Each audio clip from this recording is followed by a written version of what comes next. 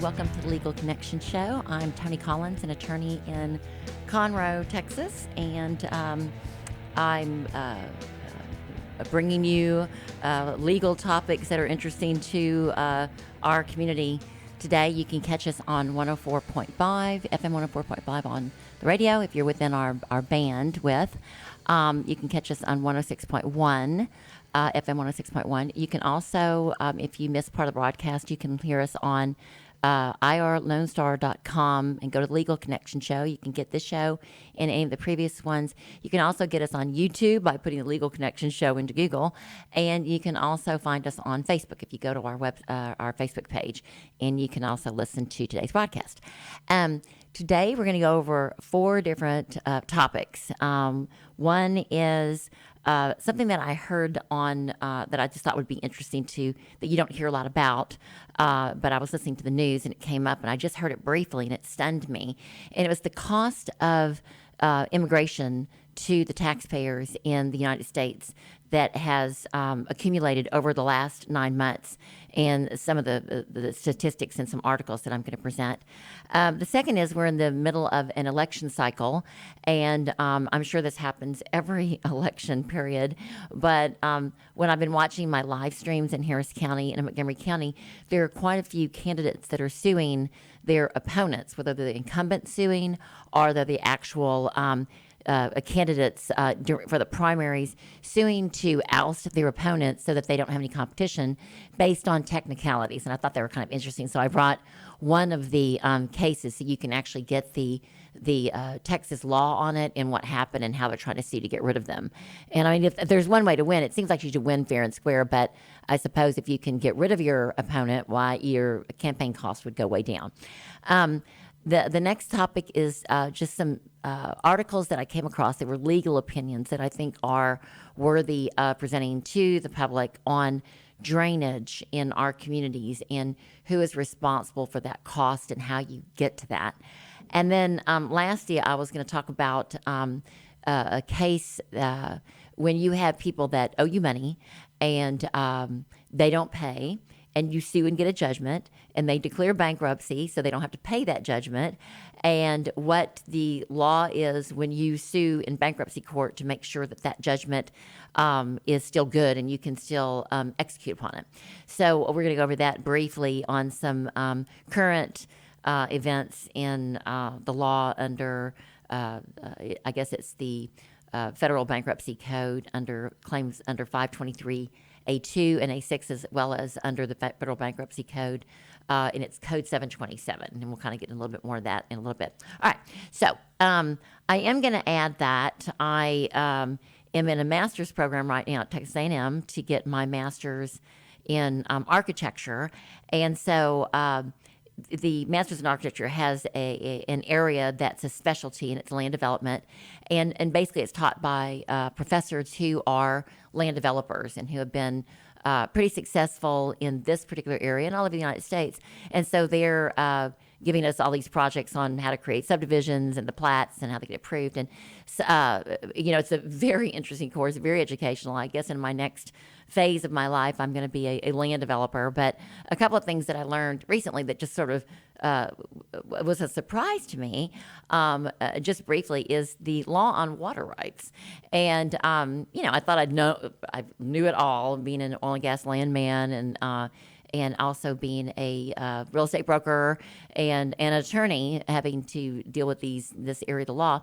But this particular thing surprised me. If there was some case law that came out in the last 2 years in Texas where it was trying to, interpret the law with regard to the dominant estate and the servient estate with a bundle of rights. And what happens a lot of times is when people buy in a subdivision, they don't get their mineral rights. It's reserved by the developer, or perhaps it's been reserved by the people that owned prior to the developer, or whoever it is that buys the land, okay? And the developer is kind of broad. Developer can be the person that's just developing the lots to sell to a builder, or it could be somebody that's buying the lots or the raw land to build on all the way out. So there's different degrees of who the developer is. But regardless, if you've bought a subdivision lot and the mineral rights have been reserved, that's an important thing to know, because the subservient estate is the surface rights owner. You, as the purchaser of the land rights from the builder or the developer or whoever it was in the subdivision, you don't usually get your mineral rights. Sometimes you do. If it's a large enough tract, the developer might not retain them and you get them, but that's unusual. The mineral estate has a higher right.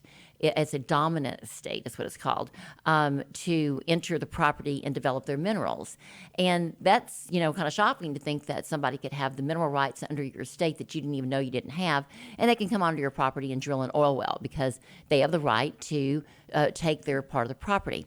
That doesn't typically happen in subdivisions and in cities and in non-rural areas because there have been ordinances and maybe even in the deed restrictions that, and typically in the deed restrictions in the more recent communities within the last 20 years, they will designate an area for they'll retain the rights to, how do I say this? They do not allow the developer to go on to a subdivision lot and drill a well. So you're not going to have a big rig in your front yard.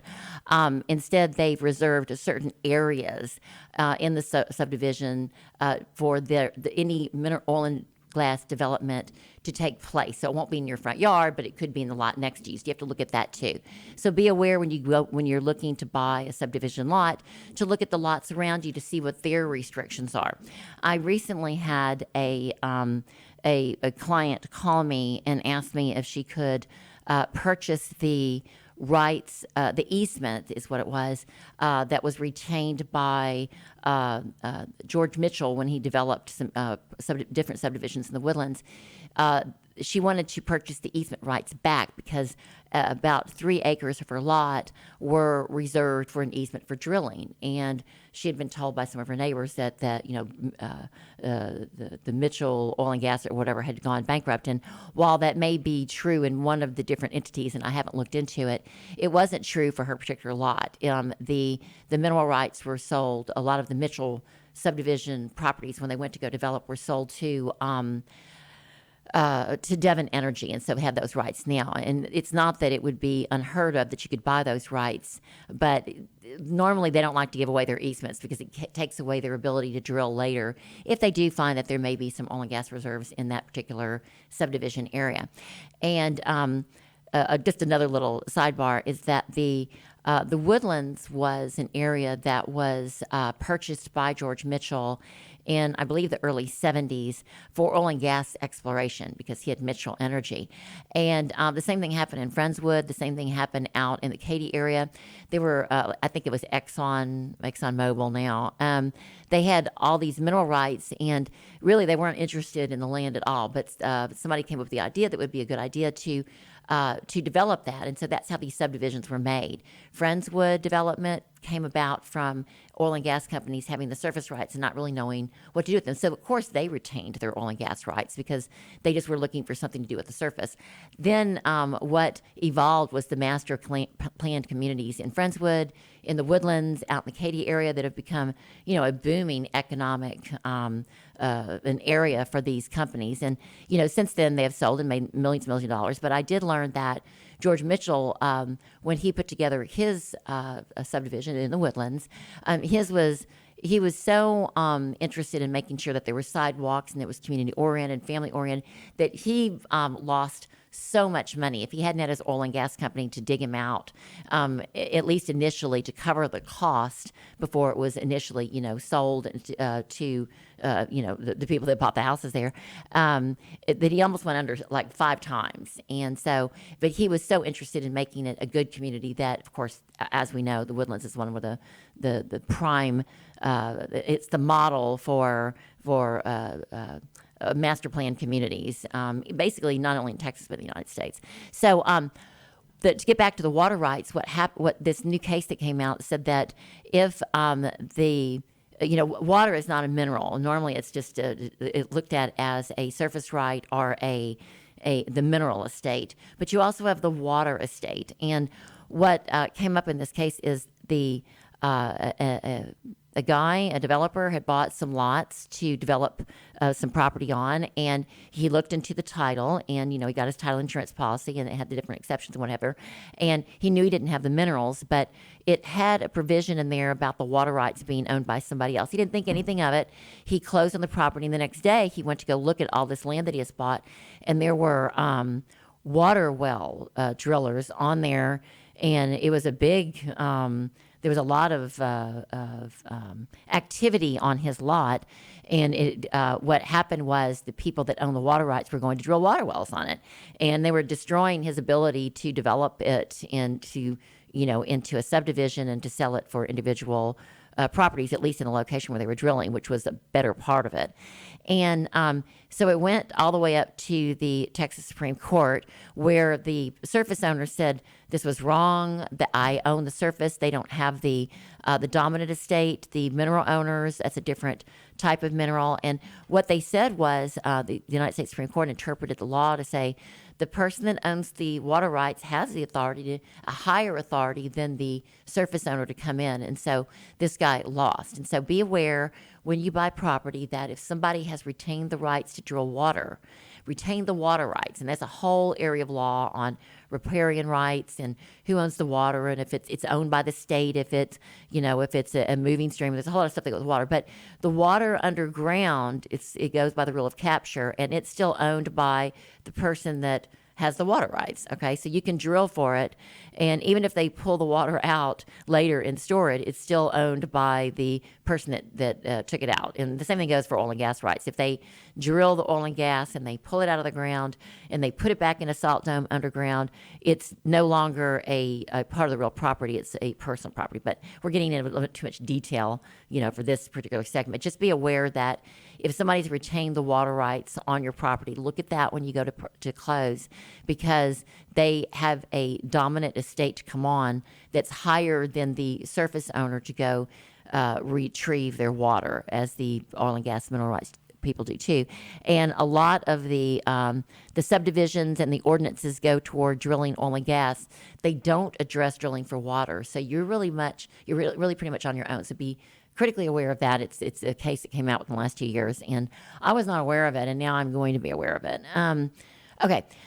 The other thing that came out of my class that I didn't know this, and maybe a lot of our listeners didn't either, but it used to be in the Justice of the Peace courts in all over Texas, but also in Montgomery County. We have 5 that you could only you could sue under civil. You can pretty much do sue under many different areas of the law in JP court, and it's free. It's free to the extent that you don't have to pay a filing fee. So I like the Justice of the Peace court for that reason. They have the same rules. They're a little bit different. There's the JP court area of the law in the Texas in the Texas statutes, but it used to be that you didn't want to go to JP court if you had damages that were over $10,000, and they've changed that. It's now your ceiling to sue in JP court is $20,000, and that changed effective September 1st. 2021. So if you have a cause of action where you're suing somebody for damage to your car, or a tree fell in your house or whatever, and before it was over $10,000 rent or whatever it may be, you can now go up to $20,000. And so that was something that I did not know until I was taking this this graduate course in real property law and the different laws that have changed. All right. So now moving on, I thought this was something that I heard on it was NSNBC. It was just something that came up on not a conservative channel, but not a liberal one either. It was just kind of news that came out, and I pulled some information up on it because I thought it was just so interesting, and it wasn't getting a lot of airplay. It's that President Biden is flying illegal aliens that are coming over the border illegally without an inspection, is what they call it, without authority, for no visa. They're literally just the ones that are coming to the border that are coming in. That they're saying, the administration is saying that they've got a basically shelter in place in Mexico, and they're not going to let them over. They're bringing them over, and when they're over, they are not only releasing many of them, but they are putting them in shelters, and they're flying them to different areas of the United States. And I knew that was going on, but I didn't know it was such a covert action the way they were doing it. So I wanted to read this article that I pulled because within the last 9 months, President Biden, the heading for the article is Biden's flights of illegal aliens into the U.S. outside of where they're apprehended and sheltered cost taxpayers $340 million in the last 9 months. And it goes on to say that President Biden, excuse me, I'm getting it cold or something. President Biden's transportation of border crossers and illegal aliens. Boy, I'm just going to have to cough again. Hang on a sec. Well, it never happens. I guess just, like I say, getting a cold or allergies or something. President Joe Biden's transportation of border crossers and illegal aliens into the United States interior cost American taxpayers at least $340 million in the first 9 months of 2021. Federal data has discovered, these whistleblowers have discovered. The data obtained by Republican representative from Alabama, Mo Brooks, following an inquiry into the Department of Homeland Security, shows the extent to which Biden's massive illegal immigration inflow into the U.S. is costing American taxpayers. And it goes on to say that the figure, though, only applies to border crossers and illegal aliens who the Department of Homeland Security considers detention-related transportation. It may not include the taxpayer money funneled to the federal contractors and non-governmental organizations who are facilitating the illegal immigration. The Biden administration has been flying border crossers and illegal aliens into the U.S. interior for months. The operation, with the help of private companies and the non-governmental organizations, flies border crossers and illegal aliens from the southern border to small to medium-sized airports in New York, Florida, Pennsylvania, and other states. Just a friendly reminder, as I'm reading this in this article, and this is from NSNBC. This is illegal since the U.S. law dictates that these aliens must be deported, not flown into the interior. But the Biden administration, while disgorging statements about, quote, defending democracy and the Ukraine's borders inviolability, apparently believes our laws are made to be broken.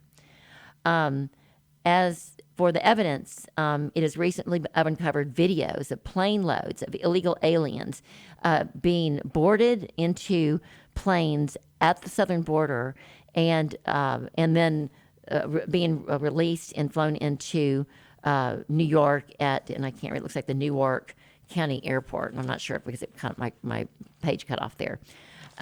So $340 million to transport people to different cities from the United States. And really, I think if you're going to do that, you should just take them all to Washington, D.C. That would only be appropriate if President Biden believes that he needs to house them somewhere than the overcrowded borders. But that's what he's doing.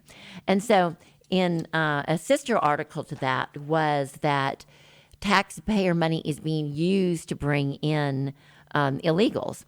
And so this one was printed. This one was today. And it says, once again, we have a federal agency receiving authorization from the White House to participate in the crime of transporting illegal immigrants to multiple cities. This quotes the Department of Homeland Security encountered a record 2 million illegal immigrants on the southern border in 2021. And that this was as of January 24th of 2022. This makes us no different from the coyotes getting these people to the border. It says these contractors, U.S. contractors, are being instructed to avoid all destruction of the itinerary details with the media and to do only late-night flights and bus rides in order to avoid detection. In addition, they are refusing to alert on-ground security of arriving flights, which is a direct FAA requirement. If any portion of this is true, and they're still vetting it out, it is similar to what Lyndon Johnson's administration did to deceive our country about our involvement in Vietnam. It is also similar to what Richard Nixon's administration did during Watergate. Like those administration, Biden has enlisted other federal agencies to participate in this deceit. Okay, and so that was, to cut it off, I can't see where I'm reading that one from. But there's one more article, and this one was from Texas Tribune. It says the Biden administration is spending $60 million per week to sheltered unaccompanied minors. The government, and it goes on to say, the government projects that by September, about 22,000 to 26,000 projects. I'm sorry, I was using it as using it in the wrong context. The government projects that by September, and this was written, this was just printed today, so I guess September of 2022, about 22,000 to 26,000 unaccompanied minors will arrive at the border each month and require federal care. The Biden administration appears to be spending at least $60 million per week to care for more than 16,000 migrant teenagers, and that means up to 18 years old, so they're not really teenagers, per week to care for more than the 16,000 migrant teenagers and children in the shelters operated by the Department of Health and Human Services. And those costs are expected to rise significantly over the coming months, according to the Washington Post. With a record number of unaccompanied minors arriving at borders in the past several weeks, the Health and Human Services quickly filled the 7,700 available beds in the network of permanent shelters, where the cost of caring for the child is about $290 daily, and the capacity has been reduced by the COVID protocols. So that's why they're having to fly them out to different cities, because our shelters are completely filled. The administration has raced to set at least 10 large emergency facilities, creating 16,000 temporary beds for migrant children in convention centers, in the converted oil worker camps, and on military bases. About 8,500 children are living at the pop-up sites, and 4,000 are waiting to be transferred from cramped border facilities. The cost of these emergency sites is more than 2.5 times higher than those permanent shelters, due to the need to develop facilities quickly and to hire significant staff over a short period of time, said Kenneth Wolf, a spokesperson for the Health and Human Services Administration for Children and Families. He said the average daily cost per child is, for the temporary facilities, $775 per day, based on his experience and past experience.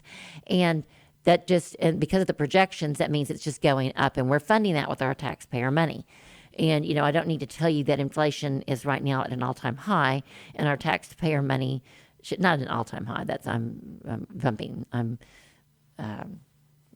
using my own words. It's much higher than it has been in the last 20 years, though, due to the money that the federal, there's a lot of reasons why, but the Federal Reserve has dumped money into our economy and created and lowered interest rates during COVID. And when you have too much money in the system that can't be supported by your national gross product, then you have inflation, and that's what we're experiencing right now with our food prices, and in part why our gas prices are over $3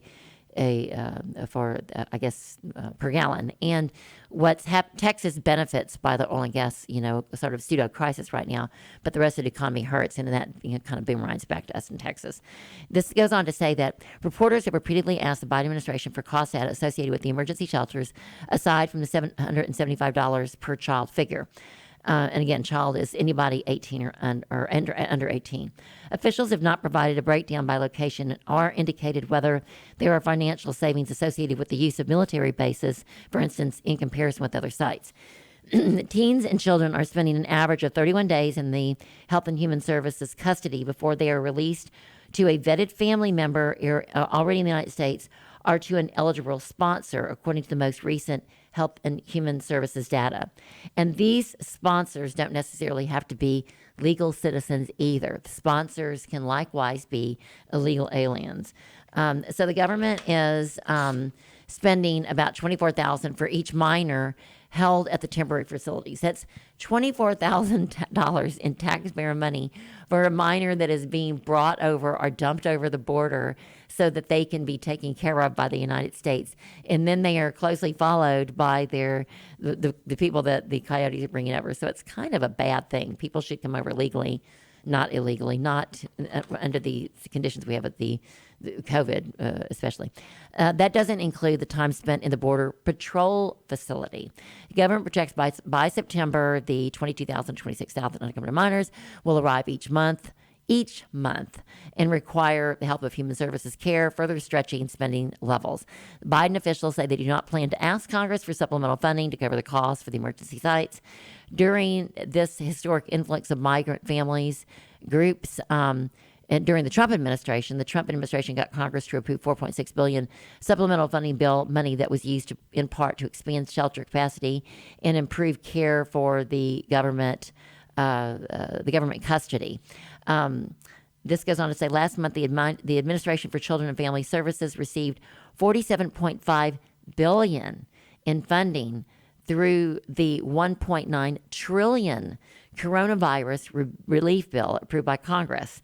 The Health and Human Services Secretary has authority to reprogram the discretionary spending for unaccompanied minors. So basically, that's phenomenal. It means that they can spend even more than the $47.5 billion that Congress is allowed to help these unaccompanied minors out of what was deemed a COVID relief bill. With the assistance of the Federal Emergency Management Agency, the Health and Human Services has opened or announced plans to open at least 10 more emergency sites in California and Texas in recent weeks. Thousands of migrant teens are now housed at convention centers in Dallas, San Antonio, and San Diego. Others are sleeping in church shelters in Houston, tent facilities in South Texas, and modular housing near oil drilling sites outside San Antonio and Midland before they're carted off by flights by the Biden administration to the interior of the United States. The largest temporary shelter announced to date is Fort Bliss, an Army post in El Paso, because that's where they're all coming over, or a majority are, which will have as many as 5,000 beds. The facilities are overseen by the Health and Human Services, but generally are operated through contracts with nonprofit groups and faith-based organizations. Among the most significant costs are staffing and insurance, officials said. The Biden administration has struggled to staff the sites quickly, so that means that there's job opportunities out there for people who are looking for work. And has circulated several appeals within the Department of Homeland Security for volunteers to help care for minors alongside the Red Cross and Health and Human Services, medical personnel, and other facilities. So this just goes on to say that the $60 million per week the Health and Human Services spends estimate does not include costs for tent sites. The largest in Donna, Texas, cost about $16 million per month to operate. The agency opened an additional tent facility near Eagle Pass, which will have a similar cost to the United States taxpayers. And it's considering establishing another processing site in Arizona to ease the overcrowding of the boarding situations. I'm just going to, without reading the rest of this article, I will go on to say that it said in this news I guess the news article that they were it was on the news last night that the Biden administration has halted all building of the wall in Texas, Arizona, and California to secure our border. But we do know that Governor Abbott is moving forward to do everything he can to protect the Texas border. That doesn't mean that Biden's not letting them in through Arizona and California and then flying them back right where they came from. And so it's really a bad situation that's going on right now. It's that it's not being I guess, put into the national news cycle and discussed as an emergency is shocking to me when I read these numbers. And I had to pull this up on written sites because it's not being disclosed. And they had an interview with one of the girls that had just gotten off one of the air flights, who was an illegal immigrant who was arriving in New York City last night in the middle of the night on just a stretch of a runway that wasn't like a normal a path for this major airport. And she said that they picked them up in the middle of the night and they flew them over and told them not to say anything. And so it's covert. And obviously if it was on the up and up, they wouldn't be flying in the middle of the night and these government agencies tell them not to say anything. So I'm not against helping people, but it should be all transparent, and it is not right now, and that's really bad. Okay, so to move on, I wanted to go, to cover briefly the these petitions by these candidates that are suing each other during the primary to get rid of any other opponent so that they will automatically win the positions that they're running for. And in Houston, it's more than clear because of the gerrymandering and the way that they've moved around the different where people vote for their primaries, that there'll still be an overwhelming victory for the Democrats. And so the current incumbents that are Democrat and the people that are in the primaries for the Democratic race are fighting with each other, and they're trying to get rid of their opponents. And the same is going down in Montgomery County, to the extent that we know that we're highly Republican in Montgomery County in the surrounding cities. And so we likewise are going to have suits and people, duking it out to get rid of their opponents that are for the Republican primaries. And not just here in Montgomery County, but like we have, the Ninth Court of Appeals has got the places that are open and in the different statewide races for representative, what have you. If you've got a highly Republican area, then you're going to try to get rid of your Republican opponents. But in this particular race, it was the Republican Party. And what they did was, and I pulled one of the many suits, but this was just filed in January of 2022, and it was they get the best paid attorneys. This was the Honorable Christine Weems. She's a judge in the let me see which court she's in. She's a judge in the I want to say the 313th, but it may be. Well, I had it all ready to tell y'all which court she was in, and it's in the facts section. So let me go down to that. Here it is. The 311th Judicial Court. I didn't even know that she was a judge in that one. I haven't been in her court before. And I believe that it is a juvenile court. But it goes on to say that the suit is seeking to require that the Harris County Republican Party and its chair, Cindy Siegel, to omit Michelle Fraga's name from the March 2022 Harris County Republican Party primary election and the November 2022 general election because Fraga's application for a place on the primary ballot and petitions did not contain the 250 valid petition signatures required for Fraga's name to appear on the ballots. And what I've discovered is that almost all of these suits involve the people that are asking to be put on the ballots, and they're doing it by the deadline. The number of signatures they got, the 250 signatures, they're arguing the opponents, the people that are filing the suit, that they didn't have the proper signatures, and so they're administratively trying to get them off the ballot. And in this particular case, they were only missing two. They had 248. At least on the face, legitimate signatures, and they're saying that two of them did not pass muster, and so they need to. It says, as a result of these problems, Fraga's application consists of only 248 signatures, such that Fraga is not eligible for a place on the ballot. I'm sorry, it was for the 281st District Court, and that makes sense to me, and that it was a regular district court, it wasn't a juvenile court. In the 2022 Republican primary election and in the November 2022 general election. And so this goes on to talk a lot about the actual facts of how the signatures were, for this 250 signatures were obtained, and how they were not, at least two of them were not valid. And that this judge is suing. You have to do it really fast, too, because the last day to apply was December 31st, 2021. This suit was already in place with a temporary restraining order request that they be pulled from the ballot within 10 days of the deadline. So you have to act really fast. And it goes on to say that they're suing that the Harris County Republican chair, as well as the defendant who has their name on the ballot, and they're asking, and they've already been served, and it got before the court. It says the court has jurisdiction because under Section 273.081 of the Texas Elections Code provides that a person who is being harmed or in danger of being harmed by a violation or threatened violation of the code is entitled to appropriate injunctive relief to prevent the violation from continuing under that particular election code I just referenced. And it goes on to say that because in this case it was Harris County, not Montgomery County, but because they were a substantial part of the venue is in Harris County, they can sue under this particular part of the code.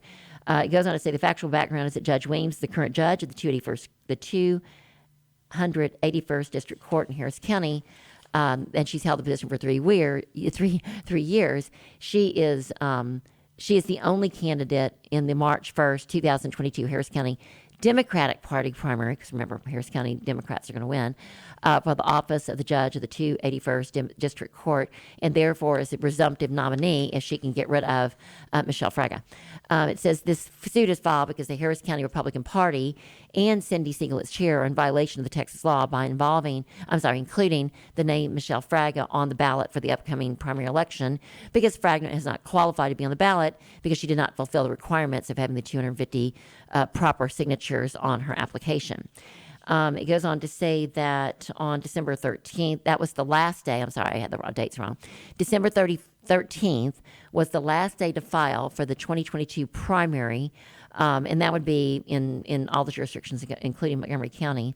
And along with her filing fee, that it goes on to say that she indicated that she is seeking election for the 281st District Court, and she provided her filing fee. A lot of times they'll say that they don't qualify because the filing fee check bounce because for whatever reason, they don't get the filing fee to clear timely, or it wasn't written to the right person. And that got one of the people that wanted to be on the ballot. Was an incumbent, actually, in Harris County, booted last year. So yes, everything has to be the T, because your opponent is looking at everything that you do. So basically, I watched, to not get too much more into it, basically they're looking for reasons to oust their opponent so they can win automatically. And the reason this came up for me was because I was watching a live stream on Friday when most courts were closed because we had the freeze. And they had two that were open, and it was an emergency trial, no less. I take that back. On February 1st, there was actually a trial.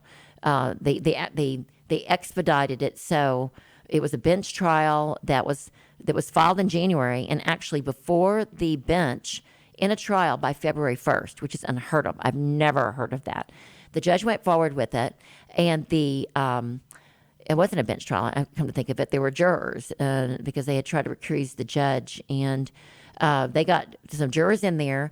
And on February 1st, they determined that because the signatures weren't valid, that in another election, not the one that we were just discussing, this one was a juvenile court case, and I think it was a 313th in Harris County, that the opponent found that her only other opponent, the one that she had sued, the jury had found that there was fraud because she didn't have the proper number of signatures.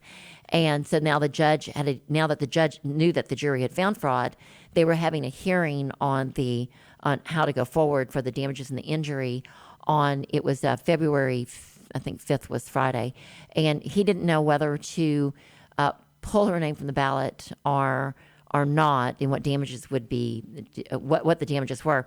And they had all these people coming on and testifying that were part of the Harris County, the Republican committee and the chairs, and it was a slew of people that were allegedly experts in elections, and they basically said that the name could remain, although there was fraud found, the name could remain on the ballot, and they were trying to. The judge seemed to be really siding with leaving the name on the ballot, but he said he needed to make a decision, and the arguments were if you leave the name on the ballot and the girl that had the invalid signatures won, you'd have a problem. But if she lost, it would be moot because the person that was arguing for her position, to be the only one on the ballot, then it would be the same. And so she was saying, no. The girl, she was representing herself. She was an attorney saying that is not right, because why would you go forward with the election if she does win? We're in the same place we are right now, and then I'm damaged because people had voted for her, and you get a whole different can of worms. To be honest with you, I don't know how it turned out, because I looked for it this morning and I didn't see that the result in that particular case and what the judge decided. They just hadn't filed it yet. But I believe that the judge was strongly leaning toward leaving her name on the ballot because that seemed to be the safest place for him, knowing that it was going to go up on appeal, because a bunch of attorneys were fighting each other. And, of course, attorneys are going to appeal because they can and they know how to do it. Okay, so that was just sort of the shenanigans that go on with elections. It seems like you should let people, if they're missing just 2 signatures, go forward and see what the public believes, who should be the correct candidate, whoever the best man is should win. But if the person finds that there has been some sort of administrative infraction that they can make stick, then your name won't be on the ballot. And I guess you'll just have to run for the next election. Okay, so to move on to the drainage issues, and this kind of ties in a little bit with the water rights we were talking about earlier, but not really, because water rights, where you're taking water from the ground, that could create a problem because you're taking too much water out, and it's the rule of capture. This is the other side of it. Once the water is on the land and you've had, subdivisions created, or, there's the Texas Water Code doesn't allow you to change the, divert water so it could enter somebody. It has to be the natural flow. And of course the water belongs to the state if it's a flowing body and what have you. I've got two opinions that were written, within a decade of each other, but they're still good law. And I wanted to kind of put this out there for people because we have so many questions about, subdivisions and homeowners associations and the county, who is responsible and liable if you've got drainage problems because your neighbor has clogged their swale or their drainage culvert, or they've done or maybe there's new development and they haven't. They've created a damage because the water can no longer flow. It's still a clog, but what can you do if you're damaged? And it's like a piece of property that is owned by the state, owned by the homeowners association, owned by somebody that's not taking care of it, and just through time there's been a silt buildup, and it's blocking your ability for your water to flow out. So you're being flooded in a community where we have creeks and rivers and natural, a low water table a lot of times anyway. And a lot of it has been due to development. So what do you do? And we've had a number of homeowners associations, and mine included, in one of the places where we have property, that they want to go in and they want to correct the problem at the expense of the homeowners through the homeowners association. And I have one opinion that was written by B.D. Griffin back in 2004. And this particular opinion is still good law. And he was writing it not in the capacity of the county attorney that he is now, that's what the position he holds, but writing it in response to, he was the attorney for the Westwood Landowners Association at a time when they were even, it looks like this was 17 years ago, where they were trying to take care of the same drainage issues that are still coming up in other subdivisions. So here's what he had to say. It is our county attorney's position on the liability for drainage, and it's only it's a 3-page opinion, but it's written so well and it's so important that I want to read it for the listeners so you can see what his position is. Okay, so he goes on to say that. This is addressed to the Westwood Landowners Association of Montgomery County. He says, you have asked for a preliminary opinion regarding areas of potential liability for the Westwood Landowners Association in the event the board decides to deepen or clear or one or more of the platted drainage easements in the subdivision to make it drain better. And I'm adding that in there because it wasn't clear that it was for maintenance purposes is what they were looking for. This letter is merely a preliminary opinion for the board's decision or discussion.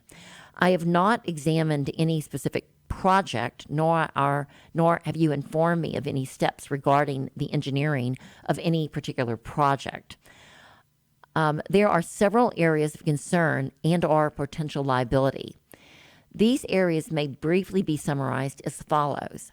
First, the assumption of duty and or negligence by the homeowners association. Second, whether there's a trespass issue, and the homeowners association will be trespassing if they enter someone's private property to handle drainage issues. And third, damages due to the surface runoff that may be caused by any work that the homeowners association does to their own homeowner members or to subdivisions that are contiguous to the property. I will briefly discuss each area below. First, assumption of duty and/or negligence. Initially, the board should understand that the Westwood Landowners Association has no legal duty or obligation to maintain drainage easements. The drainage easements are not, quote, common areas, are property owned by a homeowners association. The particular lot owners own the land, while the drainage easements own the land which the drainage easements cover. The land is burdened by the easement, but is still owned by the lot owner. The lot owner has certain duties with regard to not obstructing the easement and to receive the surface water in its natural flow. But the Westwood Landowners Association does not have any duty, nor do other homeowners associations, to maintain or improve the easement unless it's specifically and expressly identified in their covenants. And I'll just add a sidebar that I've never seen covenants that require a homeowners association to maintain drainage easements, because it would be an overwhelming expense if something went wrong, because they're not creating it, the developer is creating it. And then the developers turn over the bylaws and the covenants they've created, because usually the developer is the first one that is the member or the board members of a homeowners association that's been created for the purpose of maintaining its value and what have you. And so when they turn that over to new board members who are not a part of the developers inside circle, then you don't have to have any particular qualifications to be a member of a board. You're just somebody that lives in the area. I mean, there's some very limited ones, but you don't have to have a degree or anything. You just have somebody. Usually, have to be a member of the community and not be a felon. And some basic some guidelines, but nothing like having an engineering background or knowing anything about water law and what have you. Okay, so a person or and B.D. Griffin goes on to say, a person or entity may still be liable for negligence in performing an act, even if they do not have the initial duty to undertake the performance of the act. If the Westwood Landowner Association undertakes the project, it must use reasonable care in the performance of the project. If Westwood Landowner Association damages property or injures persons in the performance of the project, it may be liable in negligence for the damage caused, and that would include damage to a community that's outside the community if they do something that creates a more of a flood to a neighboring community. Or drainage issue that may cause flood or damage to them. A discussion of the Westwood Landowner Association liability, if any, for a contractor's negligence is beyond the scope of this letter. So if you hire a contractor to do it, he's not covering that. It's only if the homeowners association, to the extent that they hire the contractor, would have liability, which, you're going to have that if you've hired a contractor. The second issue is trespass. The Westwood Landowner Association does not have a right to enter the property and work on the drainage easements without the consent of the property owner. As stated above, the lot owners own the property on which the drainage easement is located. The lot owners have duties to not interfere or block the drainage across their property, but they are not required to allow a homeowners association to enter or to excavate their property. Therefore, any project must be undertaken with the consent, preferably written, of the lot owner, of each lot owner. I recommend that the written permission also include damage waivers and other appropriate terms. Third, with regard to surface water runoff. Regardless of the care used in the project, an additional area of potential liability arises under the Texas Water Code and cases interpreting those statutes. And I referred to this earlier. Section 11.086 of the Texas Water Code provides for civil liability and damages against persons, including corporations and homeowners association, who are generally incorporated, that overflow or inundate property as a result of the diverting or the impounding the natural flow of the surface water. Liability can arise if the natural surface flow is concentrated or accelerated onto another person's property. And that's Kraft versus Langford in the Texas Supreme Court in 1978. Liability can arise if the surface flow is merely diverted. That is Miller versus Leserick, and that is not I think that's also a Texas Supreme Court case. I don't know if it's 1978 or not. He doesn't put it in here. The most recent case, which must be a 2004 case, imposed liability upon a city for its failure to complete a drainage ditch. In that case, the city required a developer to purchase drainage easement through a tract of land. The city's master drainage plan also assumed an easement through additional land prior to discharge of the water into the final section, which discharged into a creek. Neither the city nor the developers obtained the easement through the second parcel.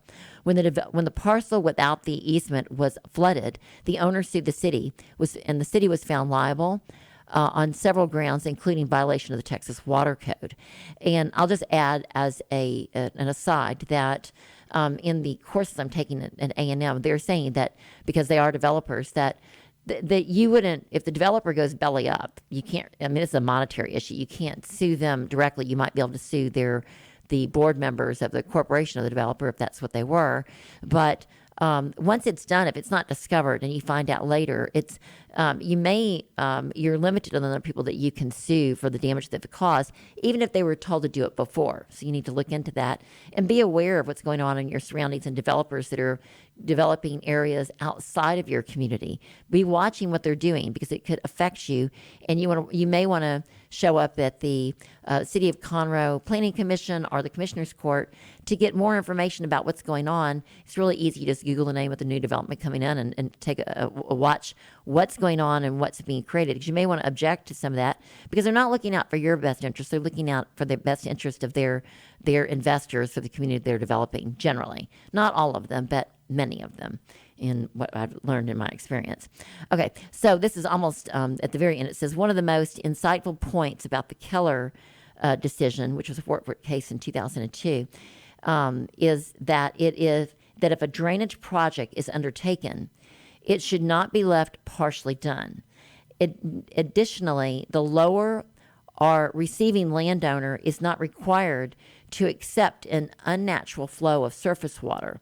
The lower landowner, meaning in topography, the lower landowner may dam or impound the unnatural surface water, causing the flooding of the higher property by the water backing up. The lower landowner would not be liable in such an instance. However, the party causing the unnatural flow may be. So if you're being flooded, basically what Keller says is that you can mitigate the damages to your own property. And what that does is it's going to create damages to your neighbors because you can just, I guess, build an earthen mound. But read Keller first. It's City of Keller versus Wilson, 86 Southwest, 3rd edition, 693, and at Fort Worth in 2002, the case. It goes, the foregoing are the areas of greatest risk regarding undertaking a drainage project. In addition to a thorough risk assessment, the engineering on the project would be crucial. I hope that this letter is an aid in the board's discussions. Contact me if you have any other questions, and it's signed B.D. Griffin. All right, and I know that I only have probably about 2 minutes of time left or less, but the other opinion that dealt with drainage was written also for the Westwood Homeowners Association by an attorney. The attorney at the time was Cagle, Carpenter, and Hazelwood. I believe they became Cagle Pugh, but I'm unsure. This one was written 3 years ago, and they go on to say that the questions that the Homeowners Association had were, should the Homeowners Association even consider doing any work on the drainage easements if it's the county's responsibility, which we know by our last show, we were able to determine that the county has some responsibility through Governor Abbott's opinion, but I think it might be it's discretionary as opposed to one that is mandatory. And so what he goes on to say here, this attorney was Dewey Day, that the second question they had is, if the county doesn't have responsibility, if not, then how do we get the county to do what needs to be done on their own easements and ditches. And if we cannot get the county to do it, then how do we get the legal authority to do what needs to be done without creating liability for our homeowners association? And he goes on to say, concerning the questions number 1 and 2, which is whether the county has any liability, the main point to understand is that the drainage easements in question do not create an obligation or a duty for Montgomery County to maintain the drainage easements. So this is contrary to the opinion that we had read to you about Governor Abbott. He goes on to say the easements only grant Montgomery County the right to enter the easement for the purpose of construction or maintenance for drainage work or structures. If the county chooses to pursue the drainage maintenance or construction, the county has the right to enter, but not the duty to maintain the drainage easement. So, unlike in the opinion we just looked at, if the county does have an easement almost in all the subdivision plats, in most of the, and it's usually the easement is assigned in that plat that you can find in the county clerk's records by just putting your subdivision name in there. You'll see on the plat itself an easement is created for drainage and what have you. You have to read those pretty closely. The county does have the right, at least in this one, as I've looked at the plat in the other subdivisions that we own in, to go in and maintain the construction. They have the right to enter, but not the duty to maintain the drainage easements. So it looks like this is discretionary, according to what it says. So I'm going to read that again. The easements only grant Montgomery County the right to enter the easement for the purpose of construction or maintenance to the drainage work or structures if the county chooses to pursue the drainage maintenance and correction. So that's discretionary. It says when this attorney conducted the analysis before, him and his law firm, we required to have the title company verify the drainage easement and to ascertain whether there was an actual easement document recorded other than that was depicted on the plat. And the title company provided some information about the plat, but ultimately ended up that the plat easement was created. The only drainage easement was created in the plat. And then he goes on to analyze the covenants, the easement covenants in our particular subdivision. And he goes on to say, after analyzing it, the association does not have the right to enter the drainage easements, but only for the purpose of trimming up vegetation and not to conduct grading and culvert installation. And that applies to the other Red Oak Ranch, as well as Westwood, as well as the other homeowner associations that I have an interest in. It reads the same way. The homeowner association without the authority cannot go on there and try to recreate, as he's saying, they can trim for vegetation but cannot conduct grading or culvert installation. And the final question was, if we cannot get the county to do it, then how do we get the legal authority to do what needs to be done without creating liability for the homeowners association? And in one short paragraph, he says, when an engineering report is completed, the association can hold a meeting and discuss the contents of the report with its members. The next step would be to obtain written approval from each owner on whose property the association wants to conduct drainage work. This is required for the association and would be, otherwise the association would be technically trespassing. He also suggests that the association approval be I would suggest that the approval document is detailed, includes the work that would be conducted throughout the community, and that you get a waiver of liability. And so basically this is saying that short of going to each and every member of your homeowners association and getting a waiver of liability and the authority to go on and do the work, if you didn't get it from all the owners, it would do you no good, because if you conducted work on one, it would lower the topography and the swale or the drainage for just that one entity, and the one above them wouldn't be flooded because one's got a deeper level. So I think what we've learned from the two opinions that I read is that you want to get an engineering report. The homeowners association will have a lot of liability if they go forward without getting everybody's permission to do work. The county has discretionary authority on whether they want to go in and actually do the work or not, although there's some question about whether Governor Abbott's opinion says that it's mandatory. And finally, if you don't get everybody's authority and approval to do it, it really won't do you any good, because you're going to have different levels of topography where the drainage should work.